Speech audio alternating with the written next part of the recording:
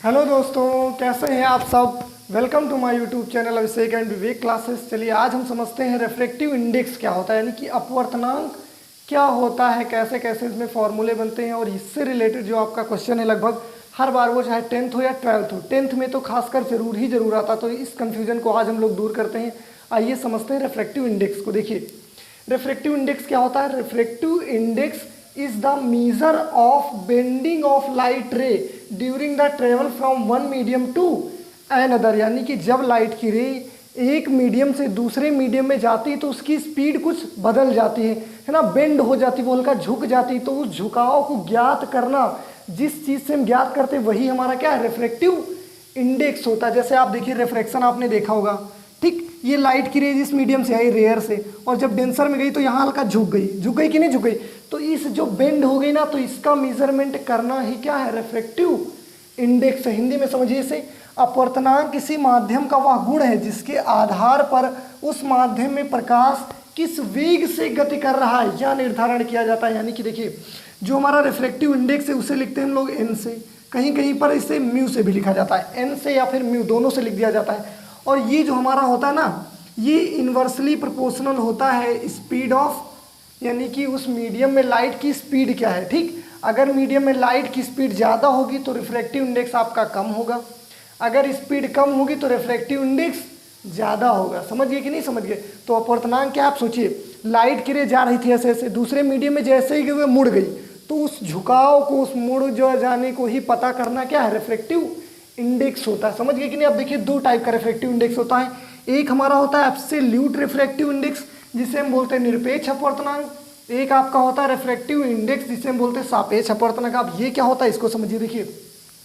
Absolute refractive index क्या होता है, जिसे हम बोलते हैं निरपेक्ष अपवर्तनांक। देखिए जब लाइट की रेज एयर से दूसरे मीडियम में जाती है, यानी जब प्रकाश की किरण वायु से किसी अन्य माध्यम में जाए, एयर से किसी अन्य मीडियम में जाए, तो इसे हम बोलते हैं क्या, निरपेक्ष अपवर्तनांक। इसे हम लोग देखो, इसका फॉर्मूला आपका हो जाता है n बराबर c अपॉन v। देखिए कंफ्यूज मत होइए, कहीं कहीं n लिखा होता, कहीं कहीं म्यू लिखा होता, तो n बराबर c अपॉन v, ये इसका फॉर्मूला होता है निरपेक्ष अपवर्तनांक। अब बात आती सर सापेक्ष अपवर्तनांक क्या होता है। देखिए तो जब प्रकाश की किरण एक मीडियम से दूसरे मीडियम में जाती है, समझिए कि नहीं समझिए, तो वहां पर एयर नहीं होता, यानी एयर से दूसरे मीडियम में जाएगी तो क्या हो जाएगा, निरपेक्ष। अब एयर को हटा दो, जैसे आप मान लो जैसे जल से गई कहाँ पर, जल से आप कहीं गई कांच में, जल से गई कहाँ पर, कांच में, तो ये हमारा हो जाएगा क्या, सापेक्ष अपवर्तनांक। समझ गए, यानी एक मीडियम का दूसरे मीडियम के सापेक्ष अपवर्तनांक।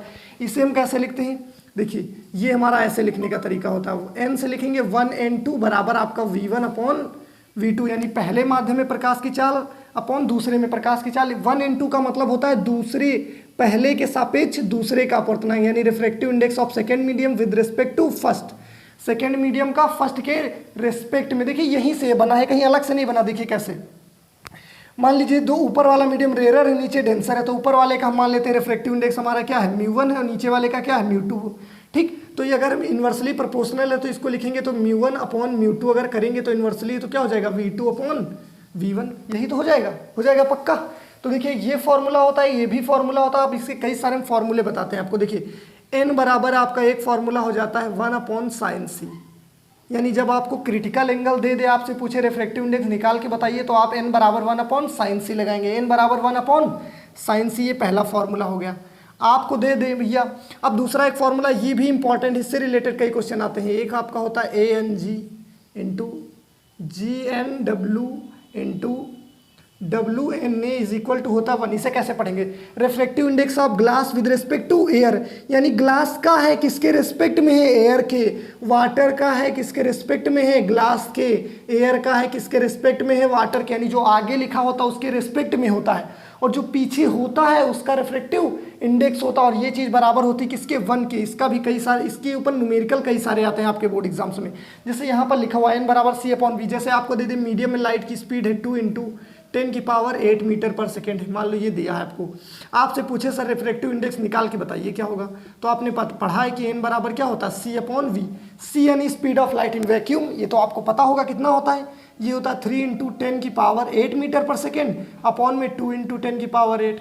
आप इसे देखिए काट देंगे तो आपका ये कट गया, 3 का आधा क्या होता है 1.5 यानी 1.5। तो रिफ्रैक्टिव इंडेक्स क्या हो जाएगा 1.5। अब बात आती है सर किस रंग का रिफ्रैक्टिव इंडेक्स ज़्यादा होता है और किसका कम होता है, इससे रिलेटेड भी क्वेश्चन कई बार एग्जाम्स में पूछे गए। तो देखिए जो लाइट की रेज जितना ज़्यादा झुक जाएगी उसका रिफ्रैक्टिव इंडेक्स उतना ही ज़्यादा होगा। आपने ये चीज़ देखी होगी, देखिए इसको थोड़ा रफ किए देते हैं। आपने देखा होगा कि ये मान लीजिए कोई प्रिज्म है, तो जब कांच से या प्रिज्म से कोई लाइट की रेज गुजरती है तो वो नीचे 7 कलर्स में ऐसे ऐसे डिवाइड हो जाती है। इसे आप लोग बोलते हैं विबग्योर। क्या बोलते हैं विबग्योर। तो सबसे नीचे होता है क्या वायलेट, वायलेट मतलब बैंगनी। तो जो सबसे नीचे झुक गया उसका रिफ्रैक्टिव इंडेक्स सबसे ज़्यादा, और जो नहीं झुका सबसे कम। तो लाल रंग ऊपर हो गया ना रेड, तो रेड का सबसे कम। तो रिफ्रैक्टिव इंडेक्स सबसे ज़्यादा किसका वायलेट का, और सबसे कम रेड का। सबसे ज़्यादा बैंगनी, सबसे कम तो रेड का, है ना। आई होप आपको ये सब पसंद आया होगा। अगर आपको अच्छा लगता है तो प्लीज़ लाइक कीजिए और कमेंट सेक्शन में जाइए और बताइए, अपना फीडबैक जरूर दीजिए ना। Thank you everyone.